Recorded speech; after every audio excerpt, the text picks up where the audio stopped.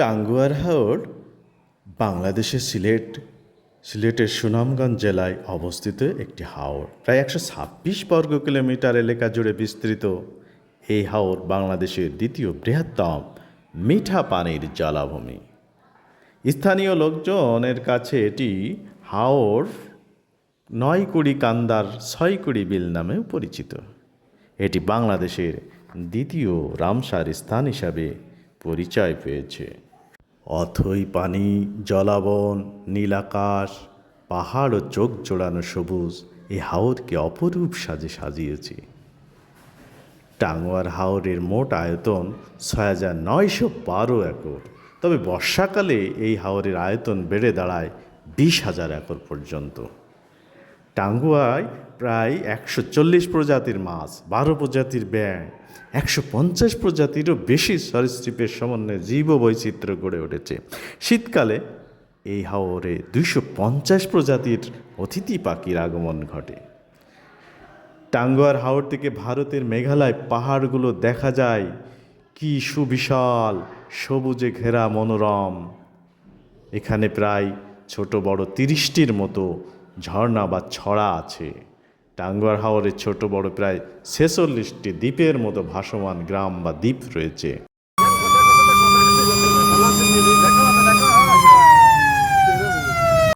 টাঙ্গুয়ার হাওর ভ্রমণে শুধুমাত্র কি হাওরই দেখবেন? না, আরও বেশ কিছু ছোট ছোট স্পট এখানে দেখতে পাবেন। এখানে দেখতে পাবেন সোয়াম ফরেস্ট, ওয়াচ টাওয়ার, শহীদ সিরাজ লেক, যেটাকে নীলাদ্রি লেক বলে, এছাড়া শিমুল বাগান, বারিক টিলা, জাদুকাটা নদী, লাউয়ের গড় ইত্যাদি নানা রকম স্পট, যেটা বৈচিত্র্য এনে দেবে এই ভ্রমণকে। দেশের যে কোনো প্রান্ত থেকে সিলেট, তারপর সুনামগঞ্জ থেকে তাহিরপুর ছাড়াও কমলাকান্দা, মধ্যনগর বাজার এসব জায়গায় হাউস বোট ভাড়া পাওয়া যায়। আপনি কী ধরনের হাউস বোট নেবেন তা নির্ভর করে আপনার সামর্থ্যের উপর। এখানে বিভিন্ন ধরনের প্যাকেজ পাওয়া যায়। জনপ্রতি 6,000 থেকে 10,000 টাকা পর্যন্ত প্রিমিয়ার প্যাকেজ পাওয়া যায়। এছাড়া সেমি হাউস বোটগুলোতে 4,500 থেকে 6,000 টাকা পর্যন্ত। আমাদের পূর্বেই রিজার্ভ করা হাউস বোটটি তাহিরপুর হাউস বোট এরিয়াতে উপস্থিত ছিল। আমরা সকালেই সবাই 9টার মধ্যে উপস্থিত হয়ে যাই এবং হাউস বোটটিতে উঠে পড়ি। প্রথমে ওঠার পরেই আমাদের জন্য খিচুড়ি, ডিম সালাদ এইসব দিয়ে আমরা সকালের নাস্তাটা সারি এবং এটা আমাদের নির্ধারিত বোর্ডের সাথেই ছিল। যাই হোক, আমরা সকালের খাবার খেয়ে বোর্ডের ছাদে উঠে আসি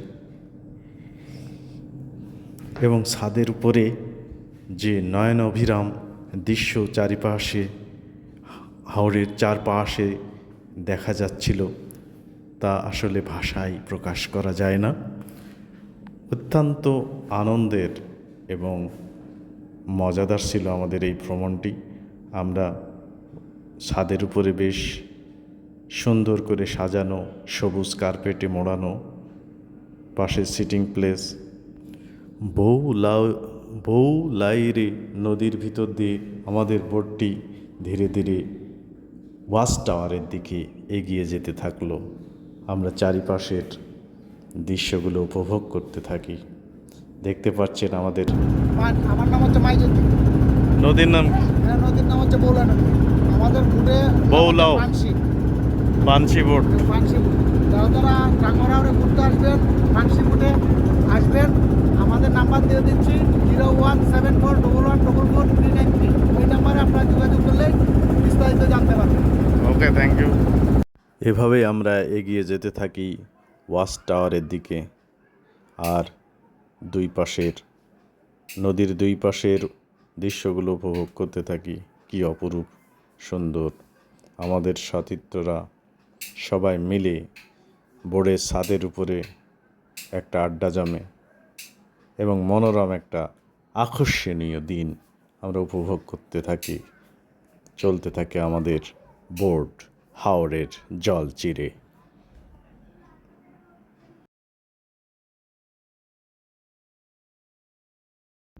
দেখতে পাচ্ছেন এই বড় বড় বোটগুলোতে পাথর কেটে স্থানীয় লোকজন যারা ব্যবসায়ী আছে তারা এই বোর্ডে করেই পাথরগুলো নিয়ে যায়। আরও কিছু অপেক্ষমান বোর্ড আছে যেগুলো আমাদের মতো যাত্রী নিয়ে বের হবে। রং তুলিতে আকাশ ছবি, এ যেন রং তুলিতে আকাশ ছবি।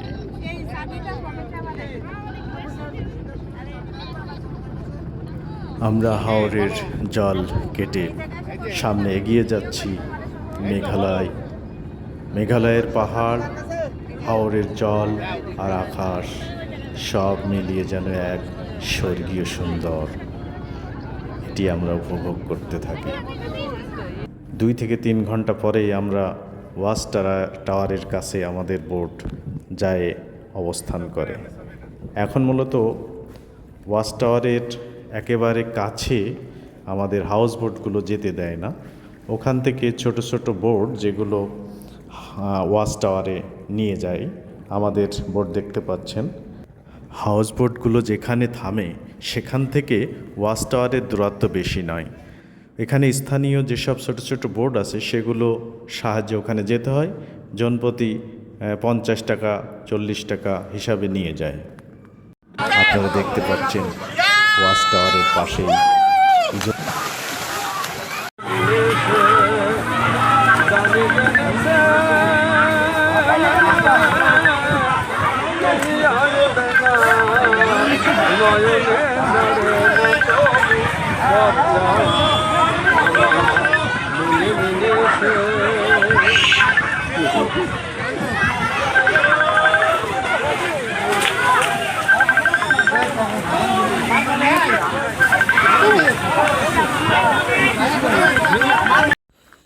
সূর্যের আলোয় পরিষ্কার টকটকে ঝলমল করছে জল। ওয়াচ টাওয়ার ছেড়ে ধীরে ধীরে আমাদের বোট পৌঁছে যায় টেকের ঘাটে। টেকের ঘাটেই বোটগুলোতে রাত্রি যাপন খুব সুন্দর একটা পরিবেশ হয়, এখানে নিরাপদ। এই টেকের ঘাটের থেকেই নীলাদ্রির লেকের পাড় দেখা যায়, অত্যন্ত সুন্দর। টেকের ঘাট থেকে আমরা নেমে 15 মিনিটের রাস্তা পায়ে হেঁটেও যাওয়া যায়, অথবা এখানে যে স্থানীয় ব্যাটারি চালিত বাইক অথবা মোটরসাইকেল যোগে আমরা সেখানে পৌঁছাতে পারি। এখানে এসে আমি স্থানীয় যেসব ছোট ছোট ছেলেমেয়েরা পাথর ঘষে ঘষে লাভ ক্রেস্টের মতো তৈরি করে, অনেকগুলো বাচ্চাদের সাথে আমি মজা করি। দেখেন ওরা পাথর ঘষে ঘষে কি সুন্দর লাভ তৈরি করেছে।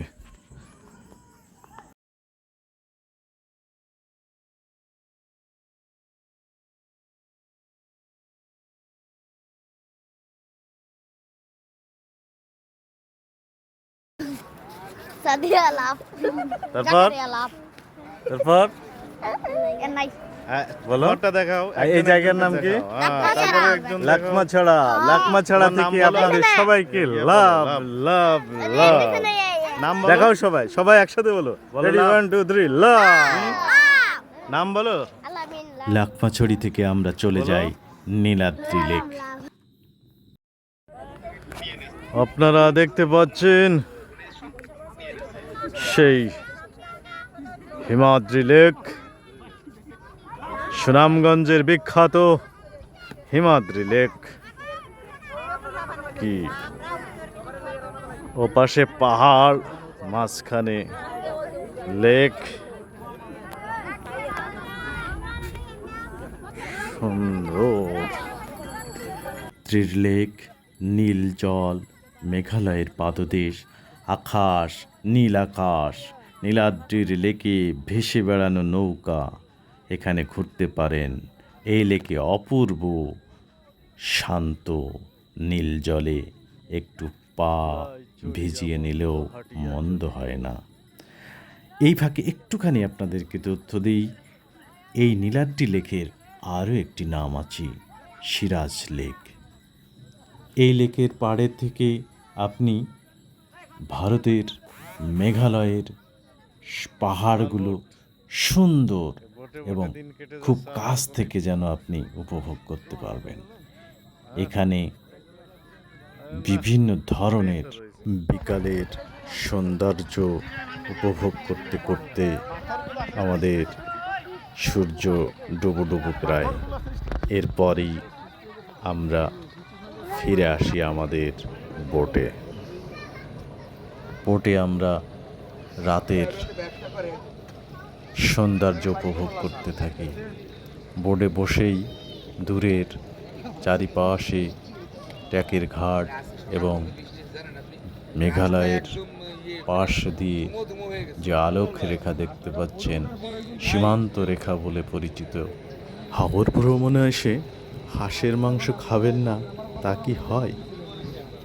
বোট কর্তৃপক্ষ আগে থেকেই রান্না করেছিল রাতের খাবারের জন্য হাঁসের মাংস। রান্নাটা চমৎকার হয়েছিল, খাবারটা অনেক সুস্বাদু। দেখতে পাচ্ছেন হাঁসের মাংস রাতের খাবার। এটা কি হাঁস? এটা দেশি হাঁস, দেশি দেশি হাঁসের মাংস। পাতি হাঁস। সবাই আমরা রাতের খাবার খুব তৃপ্তি করে খেয়ে এটা এই প্যাকেজের রাতের ভিতরে না? খোলা আকাশ হাঁসের মাংস। বোর্ডের ছাদের উপরে বসে উপভোগ করতে থাকি। রাতে আমরা খুব গভীর ঘুম ঘুমিয়েছিলাম হাওরের মাঝে বোর্ডের ভিতরে। নিঝুম রাত কেটে গেছে। পরদিন সকাল, কি অপরূপ মহিমাময় একদিন আমাদের যাত্রা শুরু হলো আবার। এই দিন সকালবেলায় আমরা ঘুম থেকে জেগেই বোর্ডের ছাদের উপরে বসে কয়েকজন মিলে চা সাথে বিস্কিট, কি দারুণ! আমাদের সতীর্থ একজন সিনিয়র দাদা লেক্সাস বিস্কুট দাদা আর চা। বিস্কিট এবং চা খেতে পছন্দ করেন। সকালে খাচ্ছেন এবং প্রাকৃতিক দৃশ্য উপভোগ সূর্য এখনো করছে ওঠেনি না? চারিপাশের। আমরাও চা খাচ্ছি এবং সবাই মিলে আড্ডা দিচ্ছি এবং গল্পের আসর। কি অমায়িক, কি সুন্দর, কি অপরূপ সকাল! নতুন দিনের যাত্রা শুরু হলো। আজ আমরা যাব 2 ঘন্টা মতো আমাদের বোট চলার পরে আমরা পৌঁছে যাই শিমুল বাগানে।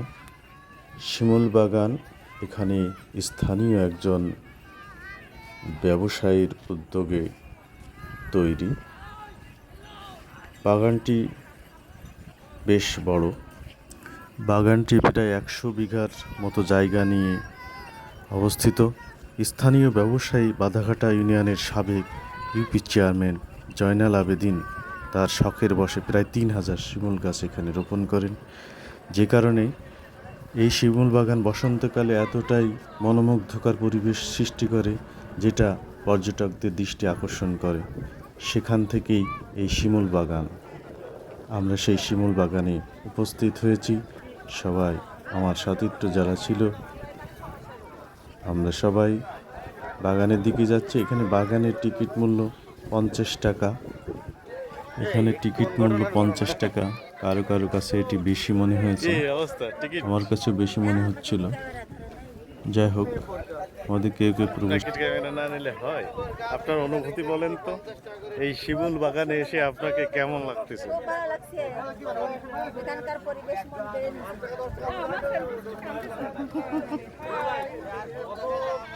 হ্যালো,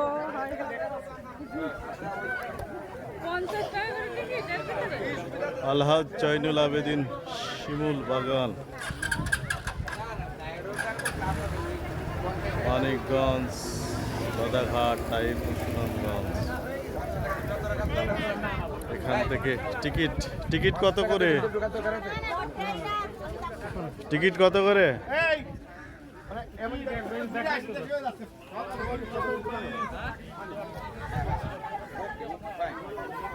কত করে টিকিট? কত করে টিকিট? 50 টাকা, আমি 20 টাকা বলেছি। দর্শক, 50 টাকায় টিকিট করে আপনি ভিতরে শিমুল বাগানের ভিতরে প্রবেশ করে দেখতে পারেন।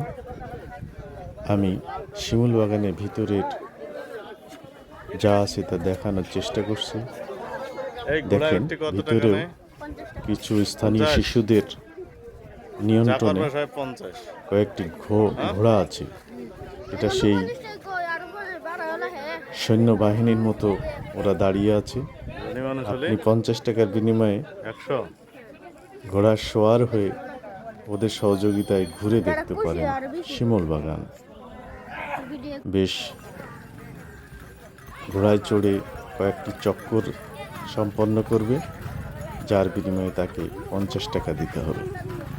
এরপর শিমুল বাগান থেকে আমরা বারিক টেলার উদ্দেশ্যে রওনা হই। এখানে প্রায় 2-3 কিলোমিটার দূরত্ব। একমাত্র যানবাহন বলতে স্থানীয় মোটর সাইকেল যোগেই যেতে হয়। একটি মোটর সাইকেলে 2 জন করে নিয়ে যায়। ওরা প্রথমে 300-400 টাকা ভাড়া চাইতে পারে। আপনি একটু বার্গেনিং করে 200 টাকায় আমরা রাজি করিয়েছিলাম। আমরা যাচ্ছি বারিক্কি টিলা। বারিক্কি টিলায় 2-3টে জায়গায় দেখাবে আমাদেরকে, সেই হিসাবে আমাদেরকে নিয়ে যাচ্ছে। এখানে যে রাস্তাগুলো আছে পাহাড়ি রাস্তা, অত্যন্ত ঢালু আবার উঁচু, যেটা বেশ আমার কাছে রিস্কি মনে হয়েছে। দেখেন কত ঢালু, আমরা যাচ্ছি, প্রায় এটা কোথায়? 400-500 মিটার নিচে আমরা নেমে যাচ্ছি। চাঁদপুর সাদা আর মোটর সাইকেলে যেতে যেতে দেখতে পারবেন ডান পাশেই আপনার মেঘালয়ের পাহাড়ের পাদদেশ। কিছু ঝর্ণাও এখানে আছে, যেমন রাজ ঝর্ণা, বারিক্কি ঝর্ণা, আবার সুইজারল্যান্ড খ্যাত বাংলার একটি জায়গা যেটাকে বারিক্কি টেলার উপর দাঁড়িয়ে দেখতে পাবেন। এই সব জায়গা আমাদেরকে দেখানোর জন্য নিয়ে যাচ্ছে। প্রথমেই আমাদের সাদা পাথর ঝর্ণা, সেটাতে নিয়ে যাচ্ছে। আমরা যাচ্ছি সেখানে। চাকেরহাট, বারেকগঞ্জ।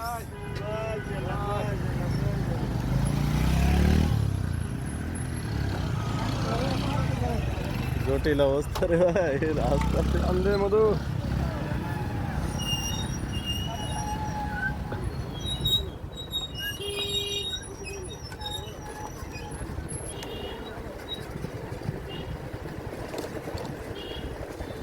মোটরসাইকেল যোগে এই দুর্গম রাস্তায় আমরা সাদা পাথর ঝর্ণা, সেখানে যাওয়ার জন্য এই যে দেখতে পাচ্ছেন, যেতে যেতে উপভোগ করতে থাকেন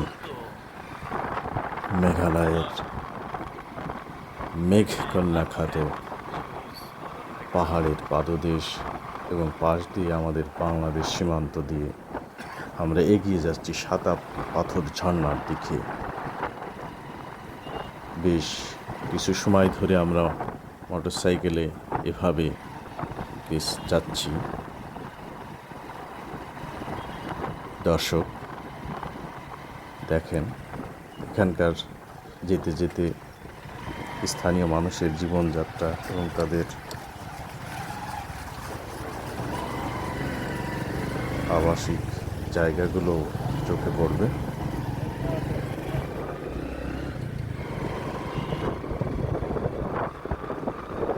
সব মিলিয়ে পর্যটকদের কাছে এটিও একটি আকর্ষণীয়, কারণ হাওড়বাসীদের জীবন আমাদের জীবন থেকে বেশ আলাদা, অনেক কষ্টের আমার কাছে মনে হয়েছে। স্থানীয় একটি স্কুল,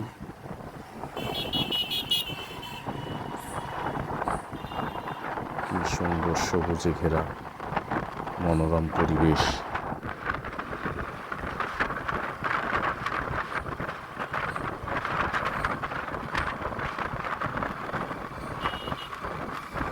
দুই পাশে ধান ক্ষেত, রাস্তার দুই ধারে গরু বাছুর বাঁধা, দূরে মেঘালয় পর্বত, কি অমায়িক।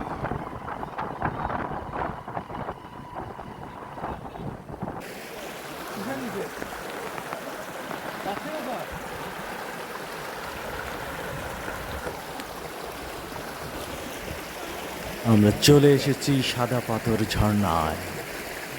এখানে আমার সতীর্থ বন্ধুরা ইতিমধ্যে পানিতে নেমে পড়েছে। ঝর্ণার শীতল পানিতে নিজেকে একটু ভিজিয়ে শীতলতা অনুভব করছে। কি অসাধারণ একটা মুহূর্ত, আমাদের কাছে খুব